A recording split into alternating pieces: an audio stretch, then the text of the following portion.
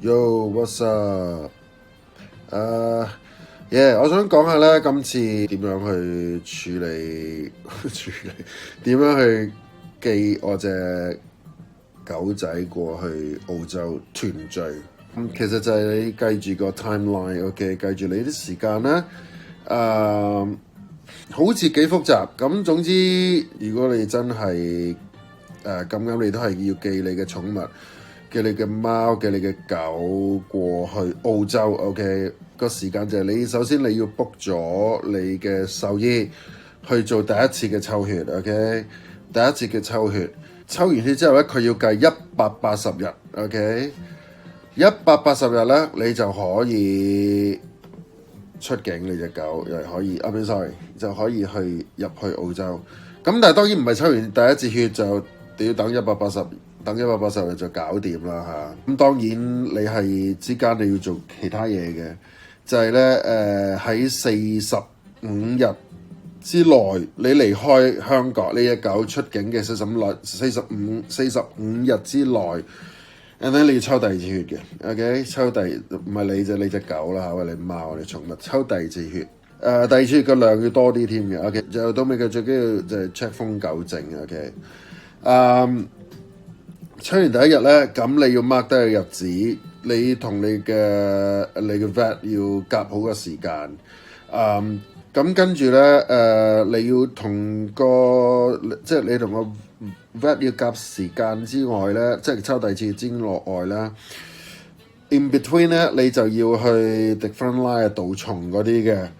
同獸醫同你期間你要去嗰度要做呢樣嘢，跟住咧你就要去，同埋你就要喺走之前，你 book 機票走之前嘅你預5個工作天內咧預鬆少少咧，你就去再做多次呢個迪芬拉杜蟲嗰啲啦，跟住你就要。跟住咧，獸醫會幫你俾嗰份嘢去 proof，OK， 你隻寵物冇問題，完全冇問題。咁跟住佢就會去寄俾呢個漁護署簽名。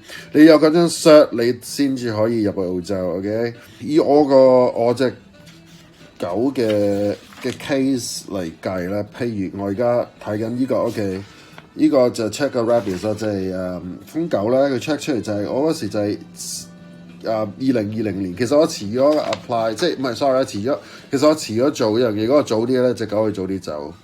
我11月24日去得到呢個 result 就冇問題啦。當然隻狗係冇瘋狗嘅。咁開始，所以咧獸醫會幫我計啦。咁跟住計到咧，最後其實我隻狗咧，如果順利係可以6月4日64嘅係上機走人。咁但係問題咧，其實我而家 concern 嘅問題就係屌冇飛機噶嘛，而家即係唔係話6月4就即係 it's not like you can get on the flight every day。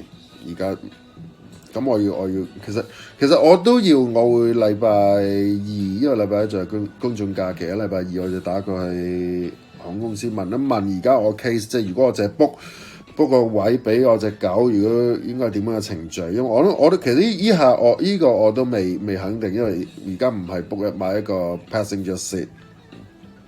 咁但係我而家講咗就係，呢180日內咧，你要做嘅嘢就係係咯。咁由第一次驗咗血之後嘅180日之後，你可以出境。OK 隻狗。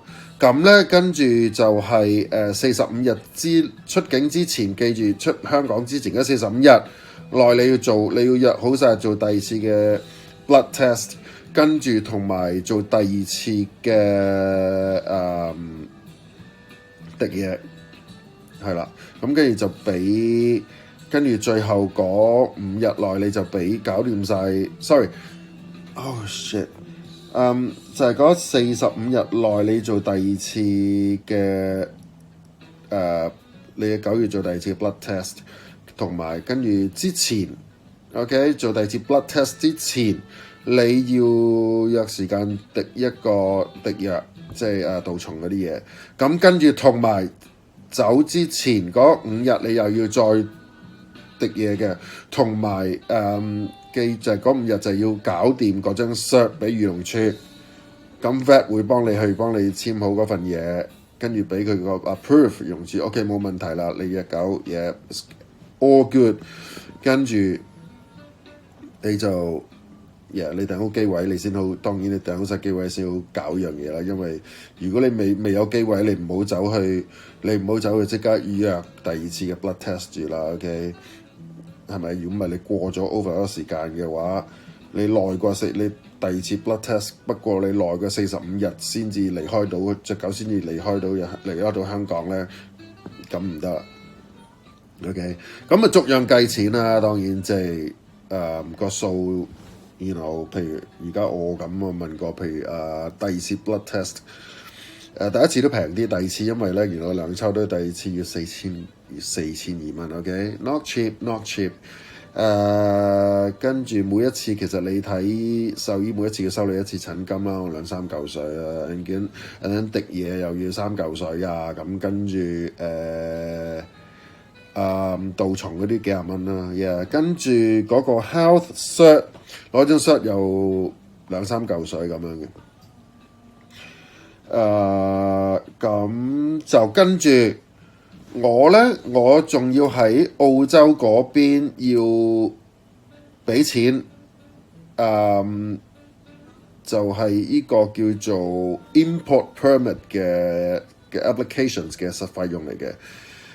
嗰度第一鑊做，佢哋意思即係話你係咪第一次寄你嘅貓狗過去？咁嘢，我 case 係第一次。第一次480蚊澳幣，而家即係2000零蚊。咁就幾時開始要申請呢個咧？唔係你中意幾時申請，你要其實最後先至搞，因為你要 prove 到你俾到佢睇，你要簽咗嗰份漁農署嗰份嘢，你先至可以。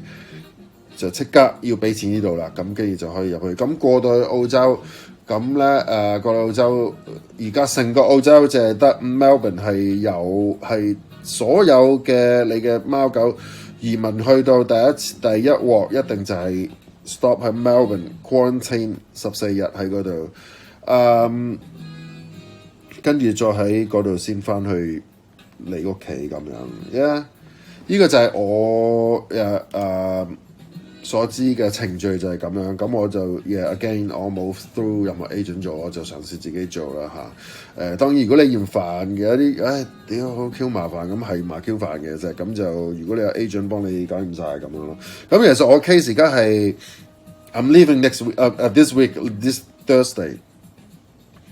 So我就要 count on 我 friend 去幫我搞呢隻嘢，咁所以我就要約佢擺低晒我嘅有隻狗嘅牌啊，同埋呢張第一次驗血嘅 cert 啊，其實啲全部好緊要啦，針卡啊嗰啲嘢，咁跟住佢就會幫我帶定時，即係啱個日子佢幫我帶去俾個 vet 度，跟住頭先我講嗰啲嘢做晒，and then 送佢上機 ，that's it。你可以話好煩，不過其實就係呢幾個步驟同埋。俾錢，咁就 and then 可以團聚啦。咁同埋我隻狗個 case 咧，我隻狗個 case 咧，屌就Chihuahua 咧係好，我唔知係咪全部 Chihuahua 咁，我諗 typical 嘅性格都係比較淆底啲嗰啲。咁咧，我隻狗，我應該係咪之前講過就係？係 torture 嘅，對佢嚟講係抽血。第一次其實係抽唔足個量啊，因為佢真係掙扎得好緊要。哇！好似攞佢命咁啊！咁我唔喺房啦，我而家出邊等啦。咁啊個醫生嗰個獸醫幫佢抽下，喺出面聽到佢哇尖叫。我隻狗尖叫 ，knock the vet， 唔係個獸醫尖叫啦。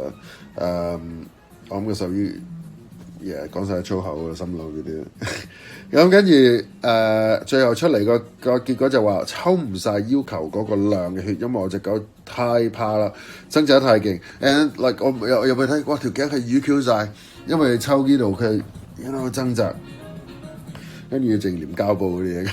咁跟住就話 OK，佢話我聽日就打去 lab 嗰度問究竟，即係佢哋會打去 lab 度問究竟而家抽到個量夠唔夠去做到佢哋嗰個 test 咧？如果唔夠分2日做啦，唯有分2日抽血。